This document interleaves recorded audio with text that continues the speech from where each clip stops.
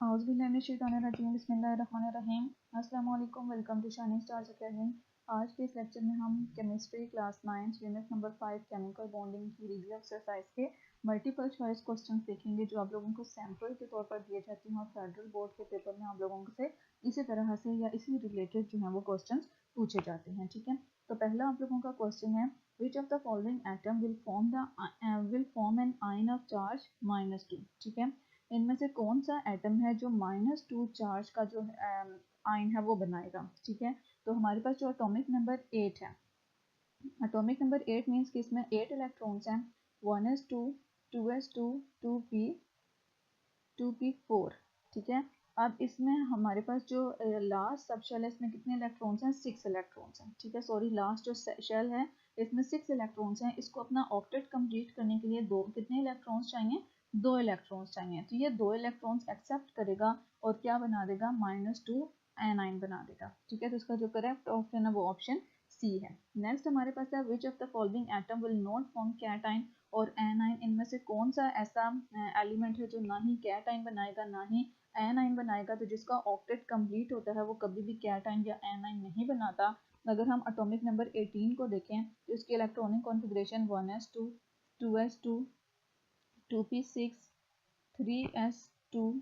ठीक है, यहाँ तक 12 हो गए और 3p6 ये इसका वैलेंस शेल है। इसके वैलेंस शेल में 6 + 2 8 इलेक्ट्रॉन्स पूरे हैं, मीन्स कि इसका ऑक्टेट कंप्लीट है, ये ऑलरेडी स्टेबल है। तो ना ही ये कैटाइन बनाएगा ना ही एनाइन बनाएगा, तो ऑप्शन सी हमारे पास करेक्ट है। ठीक है, नेक्स्ट हमारे पास है which of the following atom will form cation. कौन सा एटम जो है वो कैटाइन बनाएगा। ठीक है, तो अगर आप लोग जो 17 है, 17 इसके लास्ट शेल में 7 इलेक्ट्रॉन्स हैं और इस ये 1 इलेक्ट्रॉन गेन करके एनाइन बनाएगा। ठीक है, 15 है तो इसके लास्ट शेल में 5 इलेक्ट्रॉन्स हैं और ये एक इलेक्ट्रॉन्स का गेन करेगा। कितने इलेक्ट्रॉन्स का गेन करेगा, ये 3 इलेक्ट्रॉन्स का गेन करेगा और एनाइन बनाएगा। ठीक है, इसी तरह जो 18 है इसका लास्ट शेल कंप्लीट होता है, वैलेंस शेल कंप्लीट होता है, ये कोई इलेक्ट्रॉन गेन या लॉस नहीं करेगा, ना ये कैटाइन बनाएगा ना ये एनाइन बनाएगा। अगर हम एटॉमिक नंबर 20 वाले एलिमेंट को देखें तो इसके लास्ट शेल में 2 इलेक्ट्रॉन्स होते हैं, वो इजीली उन इलेक्ट्रॉन्स का लॉस करके कैटाइन फॉर्मेशन करता है। तो हमारा ऑप्शन ए करेक्ट है।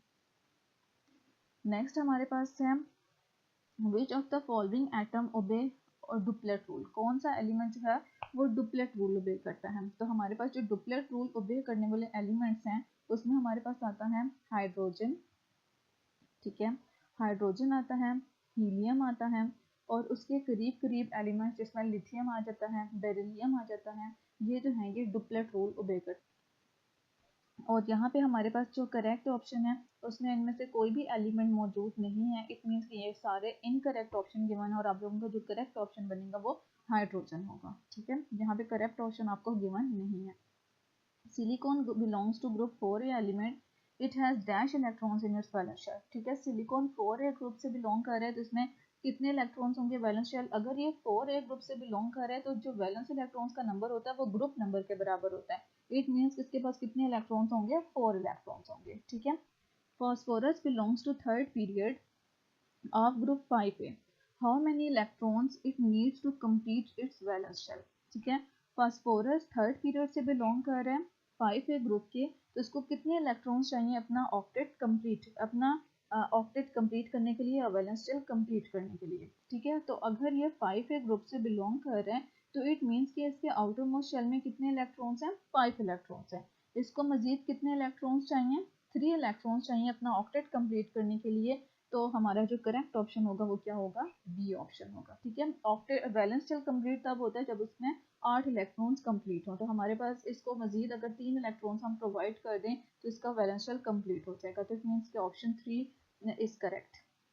In the formation of AlF3 aluminium atom loses electrons. Aluminium atom कितने इलेक्ट्रॉन्स का लॉस करता है, अगर हम AlF3 की बात करें तो फ्लोरीन के आउटर मोस्ट शेल में 7 इलेक्ट्रॉन्स होते हैं, इसे 1 इलेक्ट्रॉन चाहिए अपना ऑक्टेट कंप्लीट करने के लिए और हमने 3 फ्लोरीन्स का यूज किया है। इट मीन्स के एल्यूमिनियम कितने इलेक्ट्रॉन्स का लॉस करेगा, 3 इलेक्ट्रॉन्स का लॉस करेगा, जिसमें से एक इलेक्ट्रॉन एक फ्लोरीन के पास चला जाएगा, दूसरा इलेक्ट्रॉन दूसरे फ्लोरीन के पास और तीसरा इलेक्ट्रॉन तीसरे फ्लोरीन के पास। ठीक है, नेक्स्ट हमारे पास जो है वो है which of the following is not true about the formation of Na2S। Na2S formation के बारे में कौन सी इंफॉर्मेशन करेक्ट नहीं है। Each sodium atom loses 1 electron. हर सोडियम एटम 1 इलेक्ट्रॉन का लॉस करेगा, बिल्कुल करेक्ट ऑप्शन है। हमने 2 सोडियम यहाँ पे यूज़ किए हैं क्योंकि सल्फर की ऑक्सीडेशन स्टेट क्या होती है, -2 मीन्स किसके, इसको 2 इलेक्ट्रॉन चाहिए होते हैं अपना ऑक्टेट कंप्लीट करने के लिए, और 1 इलेक्ट्रॉन ये एक सोडियम से लेगा और दूसरा इलेक्ट्रॉन दूसरे सोडियम से लेगा। तो हमारे पास ऑप्शन ए इज करेक्ट। ठीक है, नेक्स्ट हमारे पास है आइडेंटिफाई द कोवलेंट कंपाउंड। इसमें से कोवलेंट कंपाउंड आपने करना है। तो first one is ionic compound. हमेशा जो मेटल और नॉन मेटल एटम के बीच में जो बॉन्ड बनता है वो क्या कहलाता है, आयोनिक का, वो क्या कहलाता है, आयोनिक बॉन्ड कहलाता है। तो ये हमारे पास क्या है, आयोनिक कंपाउंड है। MgO भी एक मेटल है, एक नॉन मेटल है, ये भी हमारे पास आयोनिक कंपाउंड है। डी ऑप्शन देखें तो पोटाशियम और क्लोराइड एक मेटल है, दूसरा नॉन मेटल है, तो ये भी हमारे पास आयोनिक कंपाउंड है। नेक्स्ट हमारे पास जो ऑप्शन है वो वाटर का है।